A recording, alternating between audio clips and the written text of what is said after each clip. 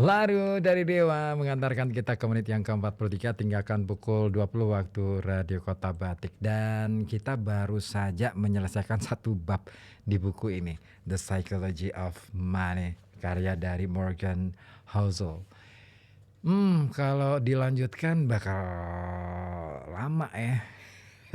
Satu bab aja dulu ya.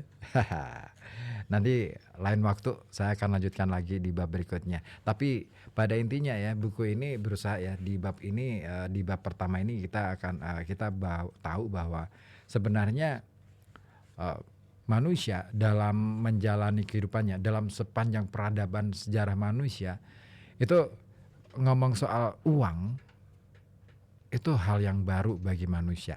Sekalipun memang ya tadi sudah disinggung sih bahwa ada anasir yang mengatakan bahwa uang pertama kali dikenalkan itu pada tahun 600 sebelum Masehi, lewat salah satu raja, yaitu siapa tadi? Wait, di mana? Nah ini dia, Raja Alyatis di Lydia yang sekarang menjadi bagian dari Turki.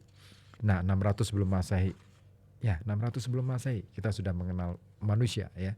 Dalam sejarah peradaban manusia sudah mulai mengenal uang. Tetapi perilaku kita dengan uang itu relatif baru, terutama mengenai soal menabung, investasi, terus kemudian bagaimana kemudian kita memanfaatkan uang itu untuk kebutuhan kita.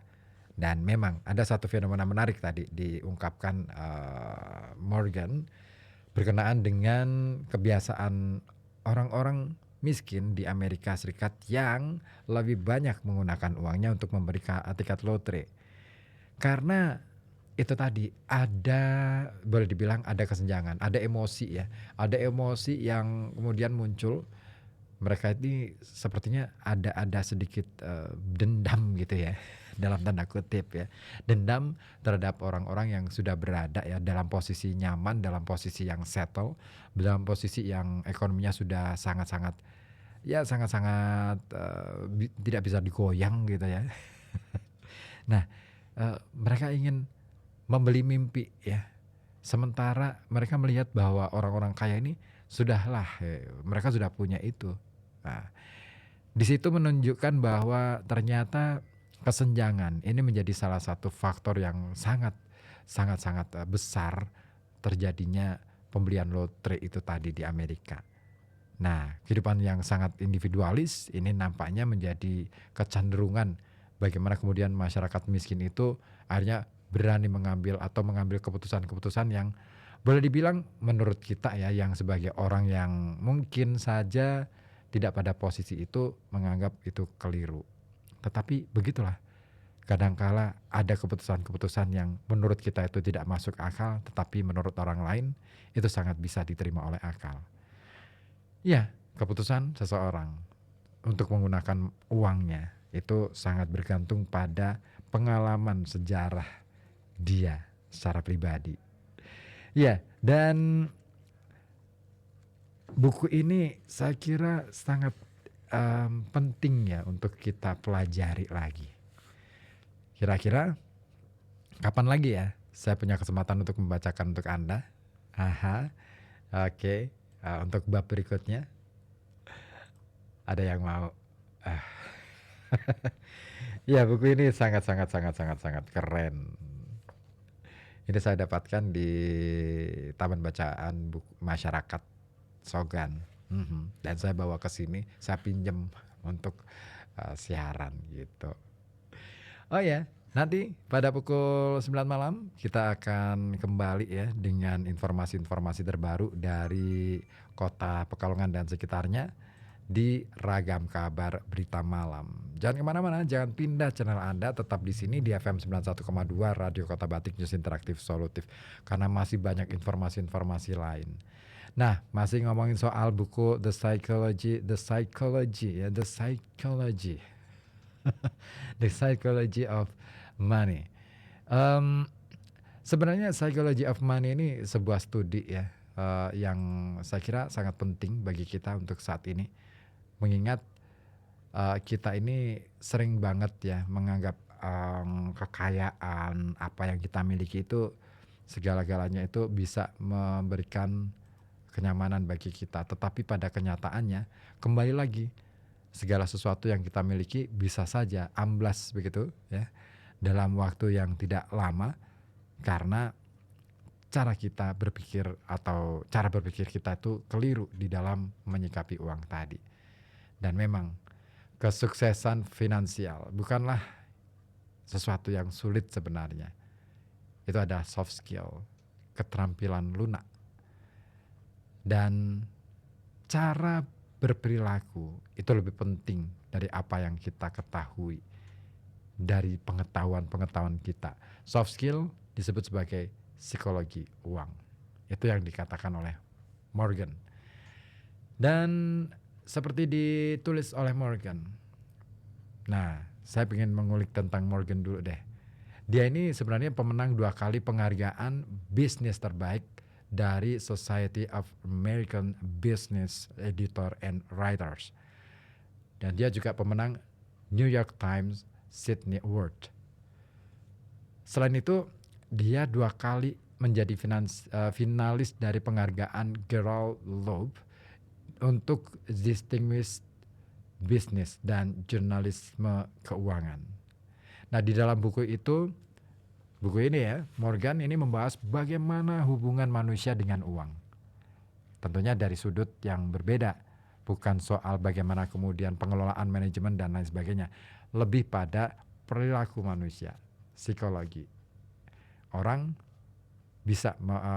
bisa mempengaruhi cara berpikir, bisa mempengaruhi sikap kita, hidup, pilihan-pilihan hidup ya yang mau kita lakukan, dan bagaimana kemudian itu nantinya akan berimbas pula pada kehidupan kita di kemudian hari. Jadi kita bisa banyak belajar dari buku ini, dan mayoritas orang ini tidak membuat keputusan keuangan hanya berdasarkan apa yang terlapor. Tetapi banyak yang justru membuat keputusan itu ketika berada di meja makan atau di meeting room, dan ketika semua perasaan bercampur aduk, mulai dari kecongkaan, keserakahan, marketing produknya bagus, pandangan sosial dunianya luas, dan sebagainya. Dan mengolah uang ternyata tidak butuh kepintaran. Yang dibutuhkan adalah kesabaran, keuletan, dan cara kita berperilaku dalam hidup kita. Rasa iri akan membuat kita gegabah dalam bertindak. Makanya buku ini mencoba menerangkan itu semua. Dan mempertahankan kekayaan ternyata lebih sulit daripada memperolehnya. Ya, seperti kasus tiket lotre orang-orang Amerika yang rata-rata mereka pembelinya itu adalah orang-orang miskin. Mereka sebenarnya karena iri. Iri kepada siapa? Si kaya. Nah, disinilah sebenarnya persoalan secara sosial ya.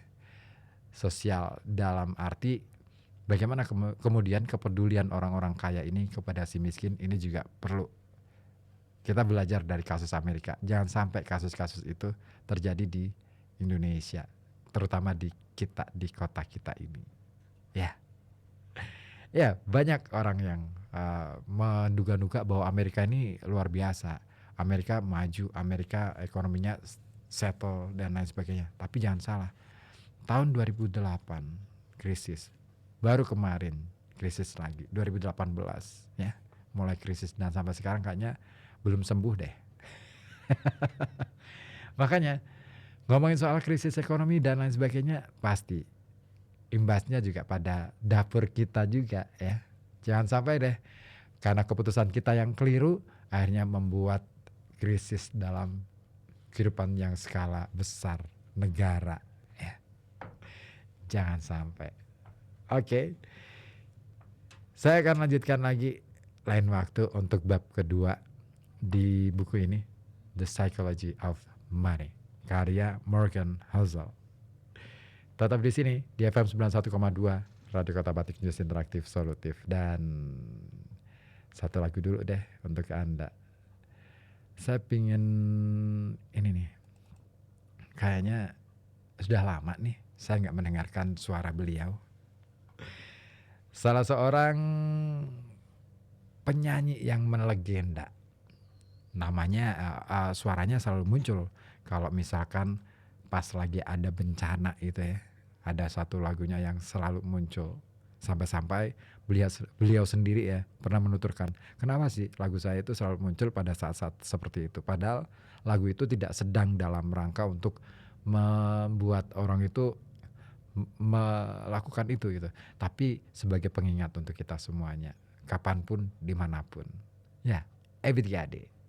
Demikianlah cinta. Untuk Anda, nanti pada pukul 9 malam kita akan bareng lagi di RKB Malam.